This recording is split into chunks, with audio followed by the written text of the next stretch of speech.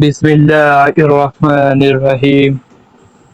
السلام علیکم ناظرین، واقعہ کربلا ایک ایسی دکھ بھری داستان ہے جسے سن کر انسانیت صدیوں سے خون کے آنسو رو رہی ہے، مگر سوال یہ ہے کہ کیا صرف انسان ہی وہ مخلوق ہے جنہوں نے واقعہ کربلا کو دیکھا، یا یزیدیت کے مظالم سے واقف ہیں، یا کوئی دوسری مخلوق بھی رسول اللہ صلی اللہ علیہ وسلم کی آل کے غم میں روتی ہے؟ ناظرین، کائنات عالم کے اندر اللہ تبارک و تعالیٰ نے انسانوں کے بعد جنات وہ دوسری مخلوق ہے جنہیں اپنی عبادت کے لیے پیدا فرمایا۔ واقعہ کربلا سے منسوب روایت میں ایک جن کا تذکرہ ملتا ہے، اور یہ انتہائی ایمان فروز اور دردناک داستان ہے۔ روایت کے مطابق ایک کنواں میں صحابہ کرام رضوان اللہ علیہم اجمعین پانی نکالنے کے لیے ڈول پھینکتے تو حیرت انگیز طور پر ڈول کی رسی کو کاٹ دیتے۔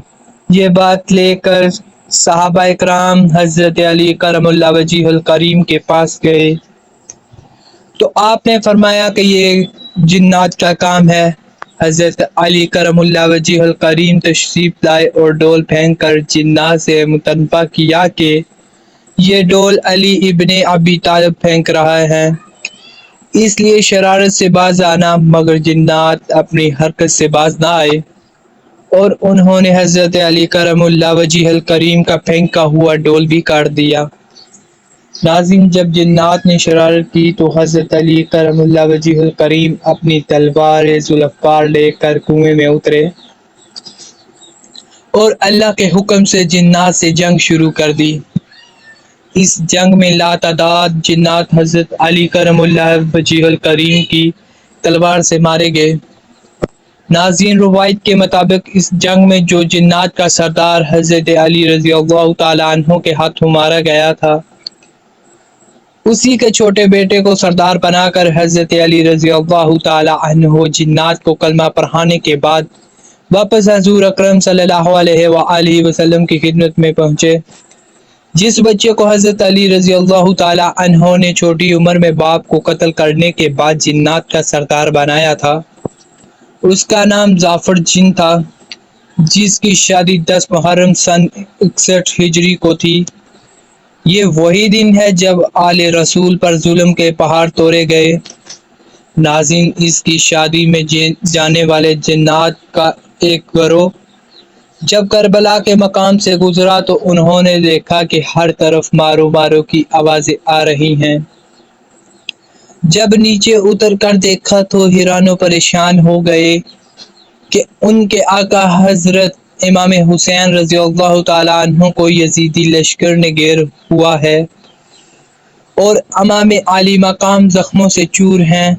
وہ جنات اپنے سروں میں مٹی ڈال کر فوراً اپنے سردار جعفر جن کے پاس پہنچے اور کہا، اے سردار، آپ یہاں شادی کی خوشیاں منا رہے ہیں اور آپ کا سردار جناب بی بی فاطمہ الزہرا سلام اللہ علیہ کا لال حضرت امام حسین زخموں سے چور ہیں اور میدان کربلا میں ان پر ظلم کے پہاڑ توڑے جا رہے ہیں۔ فوراً جعفر جن اپنی جن کی فوج لے کر کربلا کے مقام پر پہنچے۔ ناظرین، روایت کے مطابق جب جعفر جن جنات کی فوج لے کر کربلا پہنچا تو اس وقت حضرت قاسم پامال ہو چکے تھے، حضرت علی اکبر شہید ہو چکے تھے، حضرت عباس علمگیر کے بازو قلم ہو گئے، 6 ماہ کے حضرت علی اصغر شہید ہو گئے، اون و محمد مارے گئے، امام علی مقام تنہا زخموں سے چور ہے۔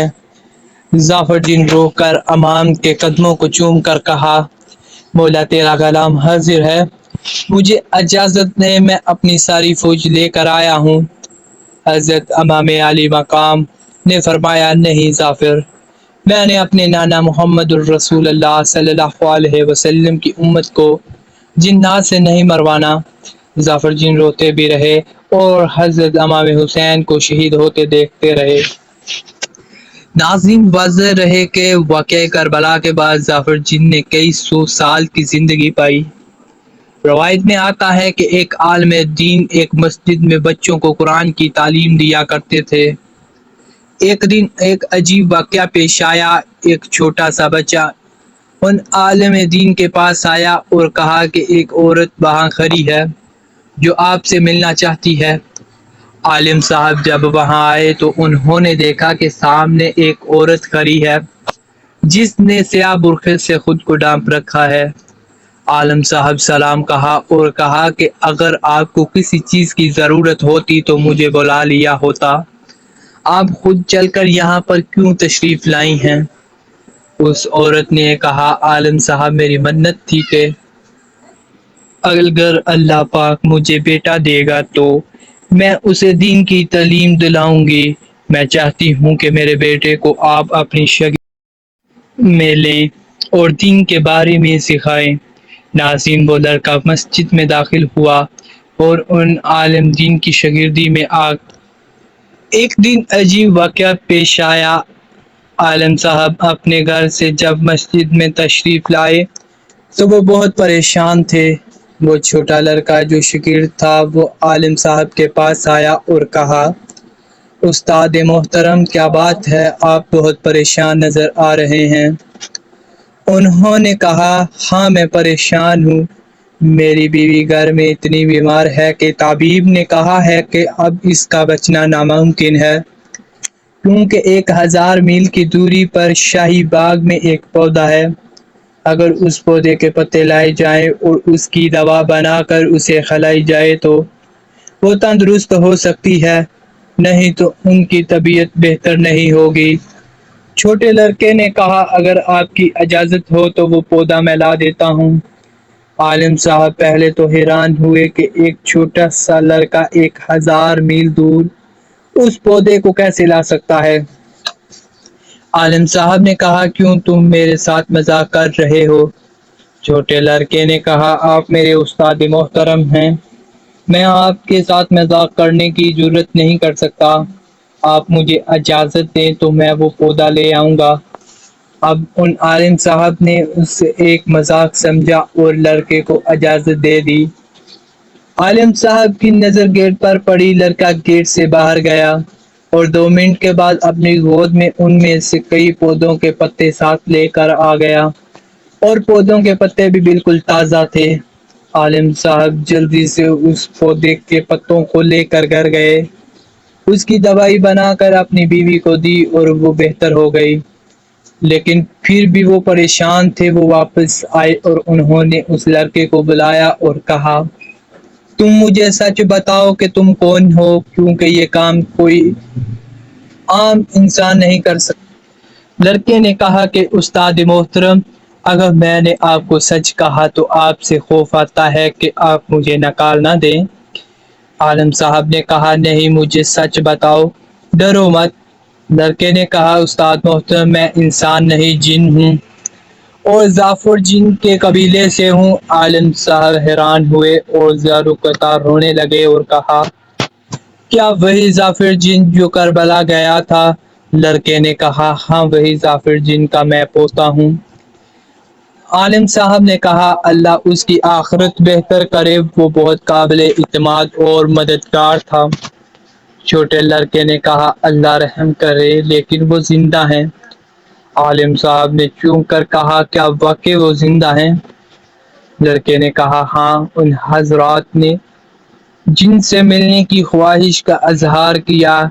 چھوٹے لڑکے نے کہا، استاد محترم، میرے دادا ظفر جنگلوں بیابانوں میں رہتے ہیں، میری خود ملاقات کبھی کبھی ہوتی ہے، میرے دادا کسی سے نہیں ملتے، لیکن میں بات کروں گا۔ کچھ دنوں بعد اس بچے کی ملاقات اپنے دادا ظفر سے ہوئی اور اپنے استاد کے بارے میں آگاہ کیا کہ دادا وہ آپ سے ملنا چاہتے ہیں۔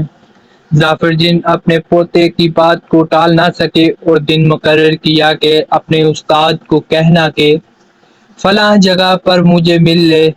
شاگرد اپنے استاد کو طے شدہ مقام پر لے آیا۔ جب عالم صاحب نے ظفر جن کو دیکھا، سر میں مٹی، آنکھوں سے خون اور کمر جھکی ہوئی، ظفر جن کو کہا، اے ظفر، مجھے مصائب حضرت امام علی مقام بتا۔ بتا کربلا میں کیا ہوا، بتا قاسم کو کیسے مارا گیا، بتا علی اصغر کیسے شہید ہوئے، علی اکبر کی جوانی کیسے لوٹی، عباس کے بازو کیسے قلم ہوئے۔